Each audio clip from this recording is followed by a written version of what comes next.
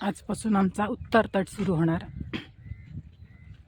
6 महिन्यानंतर आम्ही दक्षिण तट पूर्ण केला, म्हणजे 25% परिक्रमा झाली. आणि आता रात्री जेव्हा भरती होती 2 वाजता 2:15 वाजता येऊन पोहोचलो, तेव्हा इथे पाणी होतं आणि आता बघा चिखल गाळ रेबडी सगळी.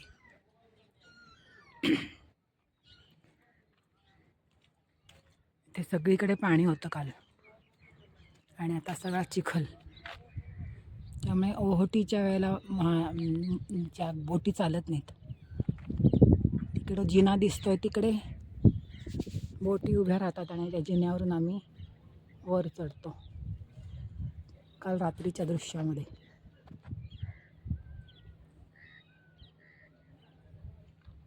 आता आम्ही फ्रेश झालोय आणि आता आश्रमाकडे निघणार. इथेच झोपून घेतलं होतं कारण आश्रमात कुठे मध्यरात्री जाणार, त्यामुळे आमची थोडी झोप झाली.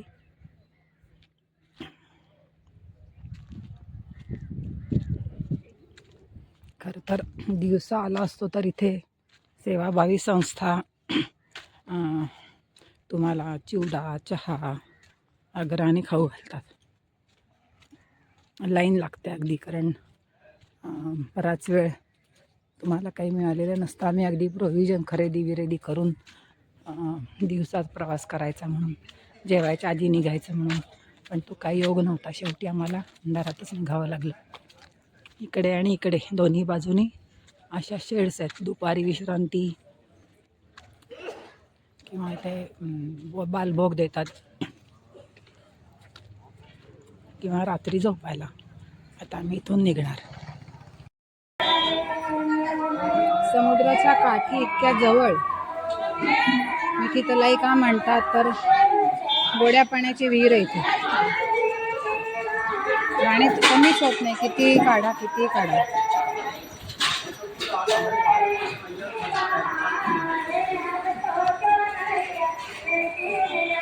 मोठीच्या मोठी विहीर आहे.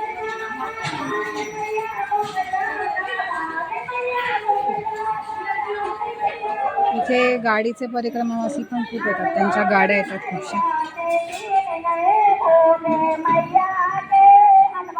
सगळे आपली गानकला दाखवतात. सगळीकडे खोल्या आहेत राहण्यासाठी. लोकांचे स्वयंपाक चालू आहेत. गाडीच्या परिक्रमावाल्यांच्या बसेस आणि त्यांचे स्वयंपाक चालू आहेत.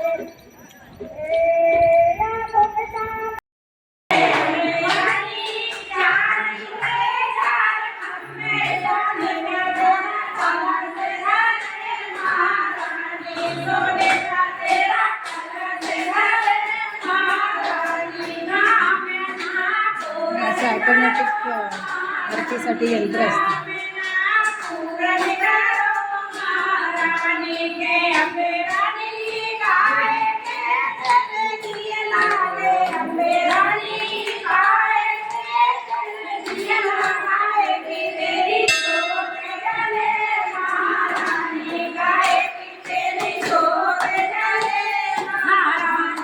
आश्रमापासून आम्ही निघालो दुपारी, पण रस्त्यात नुसतं रखरखीत काटेरी झाडं. जुनी जी स्थानं होती ती त्या कंपन्यांच्या बिल्डिंगमुळे कुठेही सापडली नाहीत. हरिकाधाम, लख्खाबाबा, परशुराम, नुसत्या ह्या बिल्डिंग्स.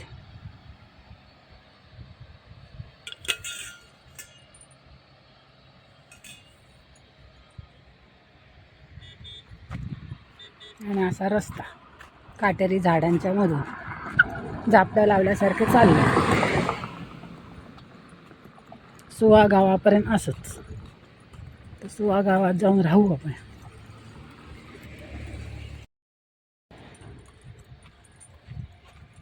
मधनं इकडे खाडीसारखं पाणी घुसलेलं. ॲक्च्युली इकडे मिठागर पण बघितली होती आम्ही पूर्वी पंचक्रोशी परिक्रमेमध्ये. आता इकडे या रस्त्याला काहीच दिसत नाही. तर इथे पाणी दिसलं जरा म्हणून कॅमेरा बाहेर काढायची इच्छा झाली. आणि इकडे सगळ्या रिफायनरीज, कच्चं तेल जमिनीच्या पोटातलं काढून शुद्धीकरण.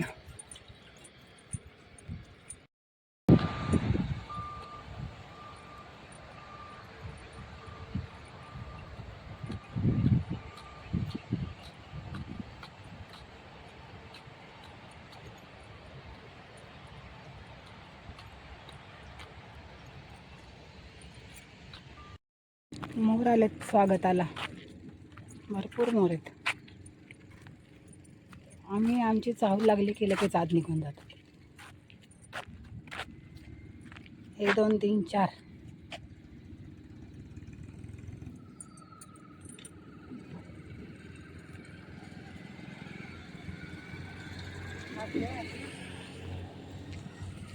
आता आमची चहा पाण्याची सोय झाली बघा. इथे स्टॉप आहे आमचा, थोडासा आराम करणार, पाणी चहा.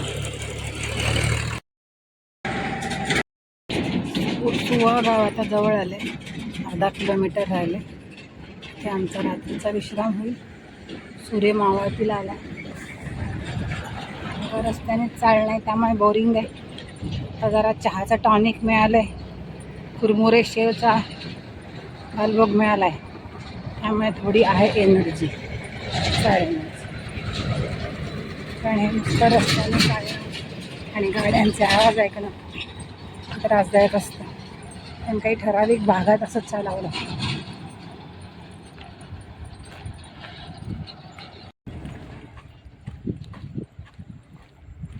हाच असणार आहे आश्रम. ते आमचा रात्रीचा मुक्काम असणार आहे सुवा गावामध्ये.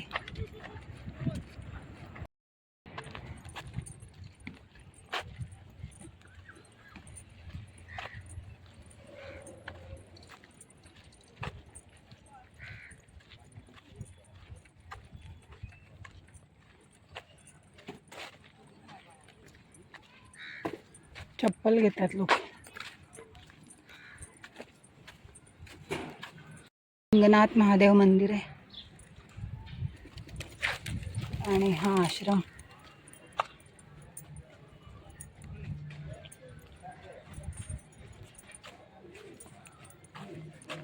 इकडे पाण्याची व्यवस्था. आश्रमात कसं आहे, कोंबड्या बदकांसारखे मोर हिंडतात. हां,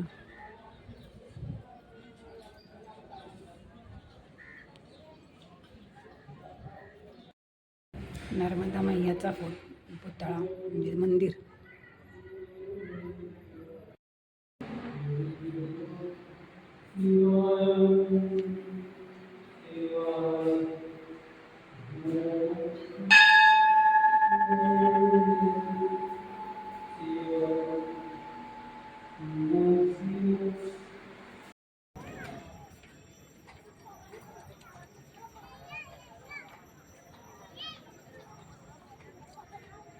इकडे सुवा गाव आहे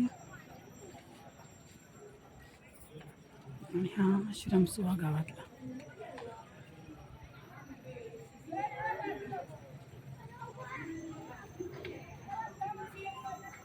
आणि आम्ही आता इथे आसनं लावली आहेत. आश्रमात सकाळी त्यांना खायला घातले तांदूळ, तर किती मोर आलेत आणि त्याच्याबरोबर कबूतर पण हात मारतात.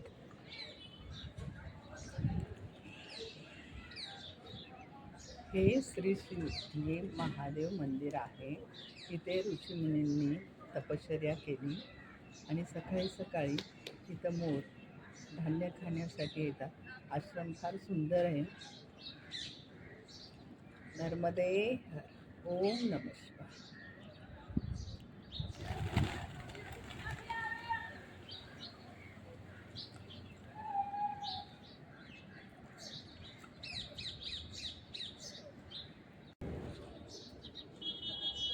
सूर्याने दर्शन दिलंय आणि आता आम्ही आश्रम सोडून पुढे निघणार आहोत.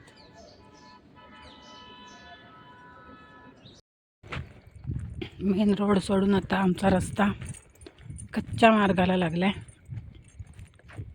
सगळे काटेरी वन, हिडिंबा वन म्हणतात. सगळीकडे लाल कापडाच्या चिंध्या लावल्यात, त्याच्यामधून जायचं अशी सूचना आहे. आणि तसा बाय डिफॉल्ट नियम पण आहे, पण तरी सूचना लिहिलेली आहे. हिडिंबा वन म्हणतात. आपल्याला माहिती आहे की इतके दिवस तरी मनालीमध्ये हिडिंबेचं मंदिर आहे आणि ती तिकडची म्हणजे होती असं इतके दिवस तरी म्हणत होतो.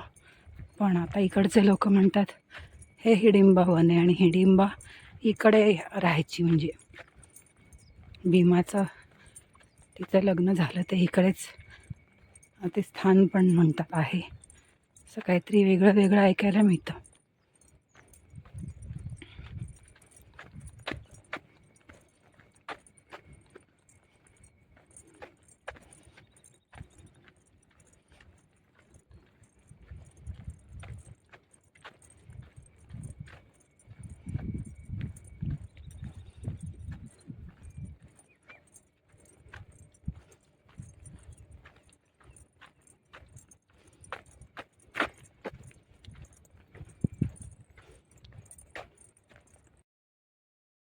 बैंगनी गावामध्ये आलो आहे आम्ही.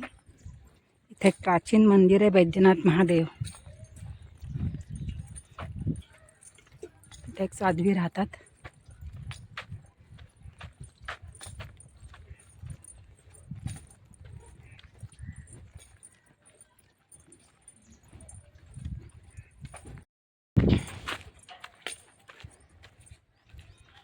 नर्मदे हर मैया.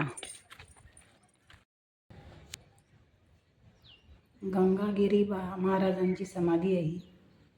त्यांनी या मंदिराची बांधणी किंवा निर्मिती केली. शिवपुराणात पण या मंदिराचा उल्लेख आहे. शिवपुराण नाही, नर्मदा पुराणामध्ये बैद्यनाथ.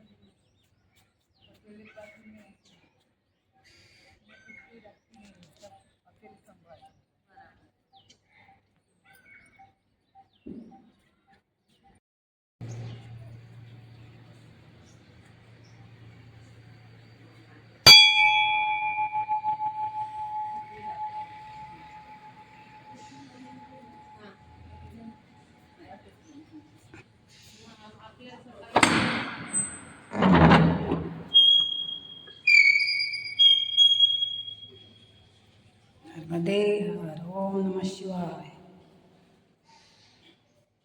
ओम नमः शिवाय. ओम नमः शिवाय.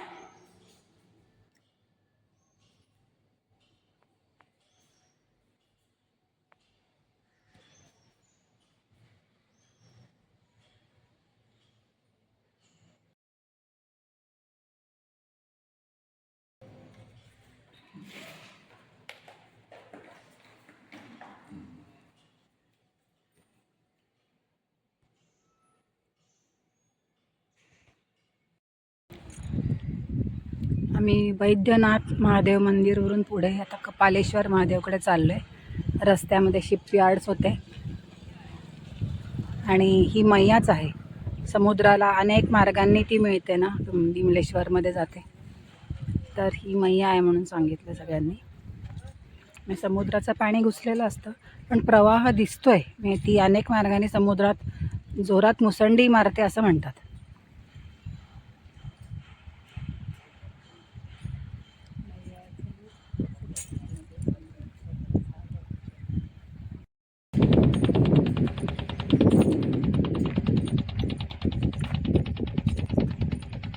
आत्ता पाणी ओसरलंय.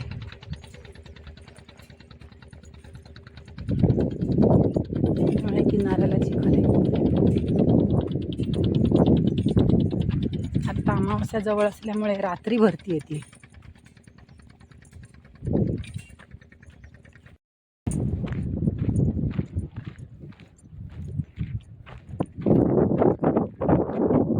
असं मैयाच्या किनाऱ्याने चालायला मिळेल असं वाटलं नव्हतं मला. माझ्या डोळ्यासमोर तर सगळं ट्रॅफिकच दिसत होतं. पण हा मार्ग छान तयार केला आहे. त्यामुळे तीर्थक्षेत्र पण होत आहेत. मैयाचं सानिध्य पण मिळत आहे. मच्छवाऱ्यांच्या बोटी आहेत. ओहोटी झाल्यामुळे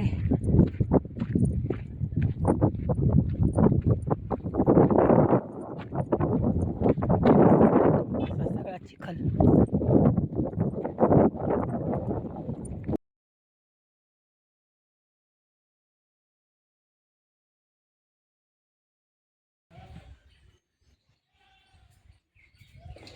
श्रीराम मंदिर आहे. राम लक्ष्मण सीताच्या छान मूर्ती आहेत.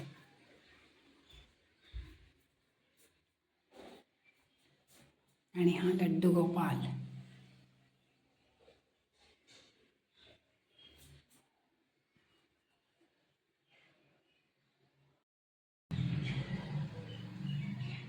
विष्णूची मूर्ती आहे.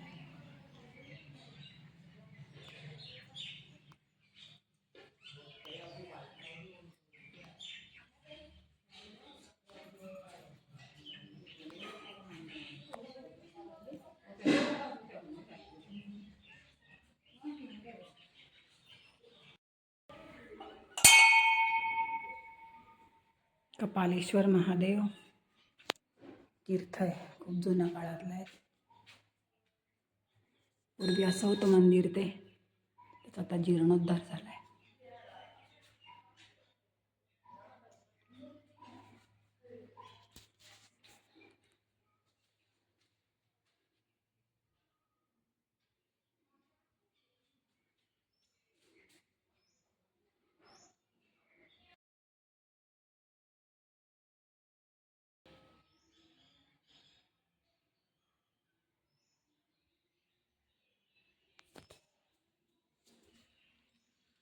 ओम नमः शिवाय.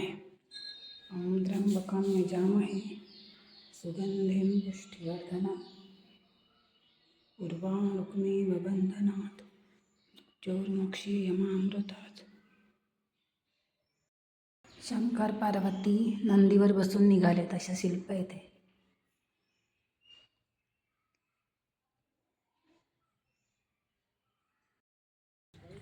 इकडून पण समुद्र आणि मैयाचं दर्शन होतंय.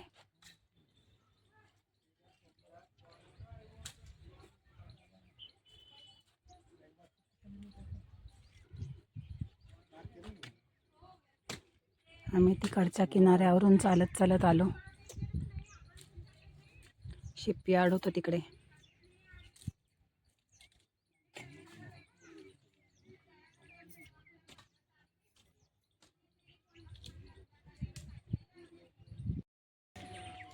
कपालेश्वर महादेव मंदिर आणि समोर इतर सगळी मंदिरं आणि शेजारी आश्रम.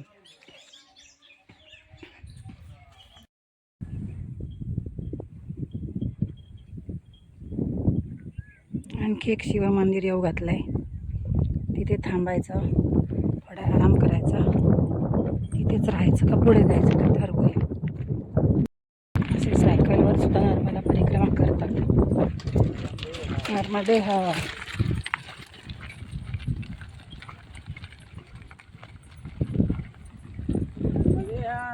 नर्मदे हर.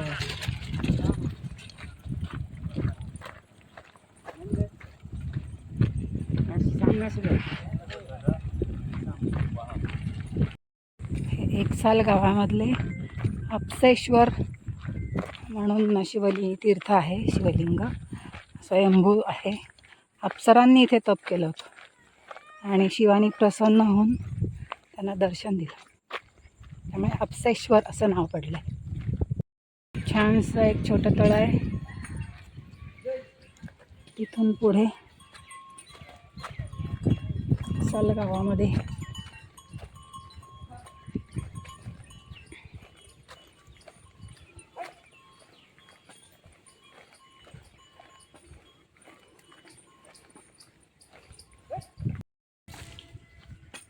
अपसेश्वर शिवलिंग.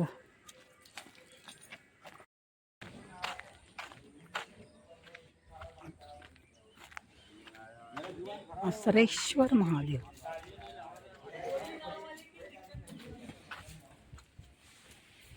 परिसर रम्य आहे आणि नर्मदा पुराणात वर्णन आहे या ठिकाणचं. त्या पलीकडे पांढरा शिड आहे, त्याच्यामध्ये आम्ही राहिलो आहे.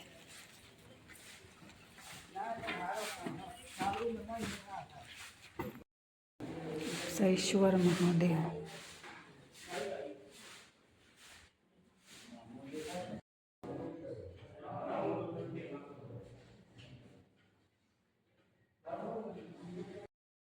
स्वयंभू शिवलिंग आहे.